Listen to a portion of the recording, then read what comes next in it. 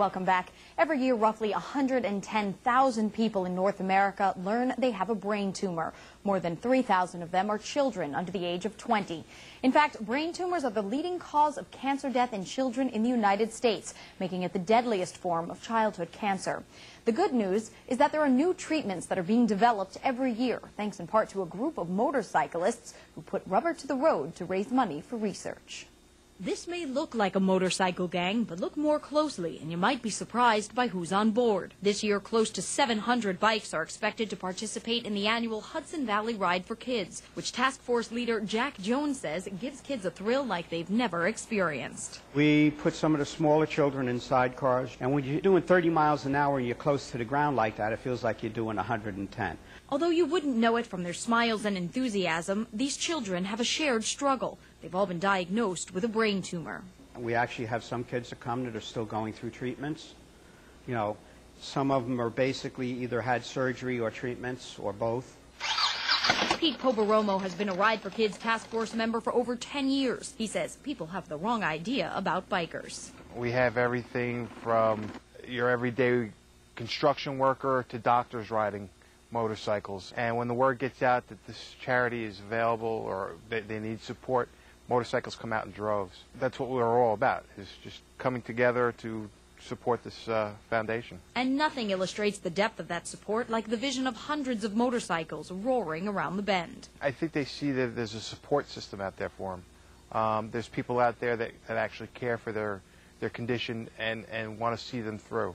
The money raised by the Ride for Kids goes to the Pediatric Brain Tumor Foundation, which is working to discover new treatments, if not an all-out cure, for the childhood disease. The funding also goes to provide services and emotional support, both for the children and, just as importantly, for their parents. They don't know how to handle it, but they learn how to handle it, and they have to be strong for their child. But although the riders and fundraisers are all volunteers, it's not the supporters that are the heroes in this story. It's the children themselves. They are the heroes. There are stars, and they are heroes, definitely.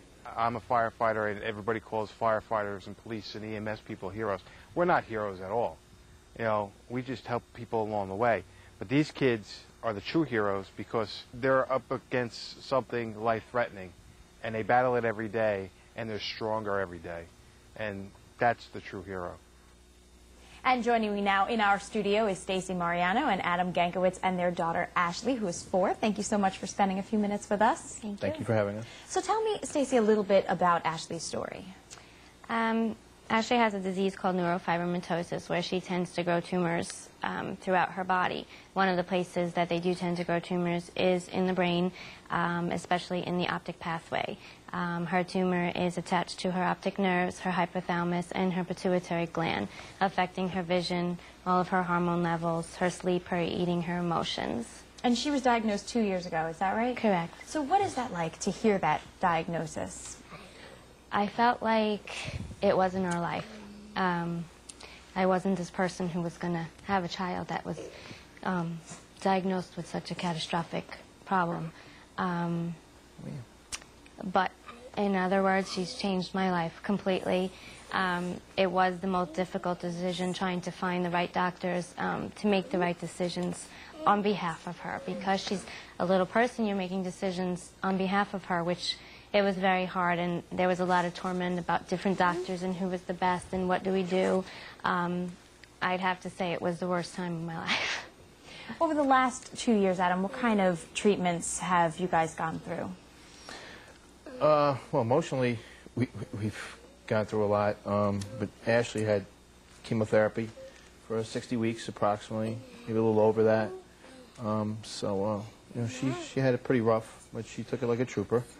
We were at the Columbia Presbyterian Clinic, oncology clinic, where she received her treatments, and we're really happy with the staff and the doctors there.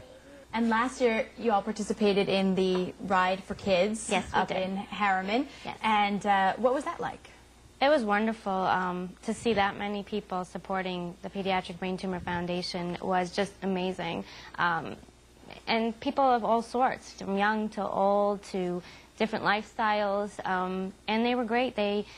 She loved it. She stood there waving at all the riders, and she didn't really want to ride. She was a little bit scared, but she loved to watch them and go out and come back in. and a couple of the doctors spoke, and she got to go on stage, and she sang for everyone in the audience, right? You sang the ABCs? She did sing the ABCs, and it was an emotional moment for me. We've met so many wonderful people throughout this journey that would have never come into our lives if this hadn't happened. Well, and I would imagine that that's also a help when you have an organization like this that can introduce you to other families who might be going through a similar thing, or even to see a large group of them gathered to be able to share your experience and know that you're not alone. Exactly. That's a big part of it. It's just knowing that there are other normal people just like us that are dealing with the situation the same as we are, and also just to talk to them, to know that we're doing all the right things for her. That's important for me, to have that satisfaction. I've spoken to some of the volunteers and organizers of the Ride for Kids, and they say that it's the children like Ashley that are the heroes here, not the volunteers, not the motorcyclists or the people who are raising the money, but Ashley and others who are battling what she's battling. Do you think that that's true?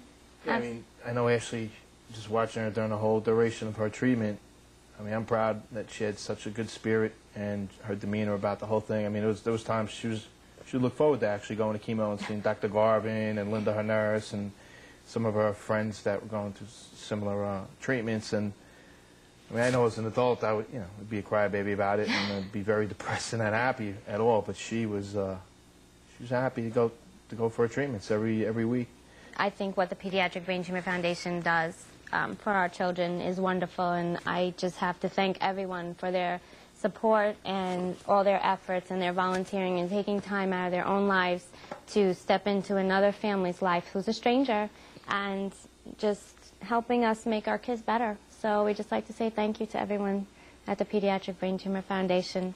And are these their bracelets that you have here? Yes, Solve the Puzzle, Children's Brain Tumor Foundation. This is the Children's Tumor Foundation, which is Ashley's disease. Right.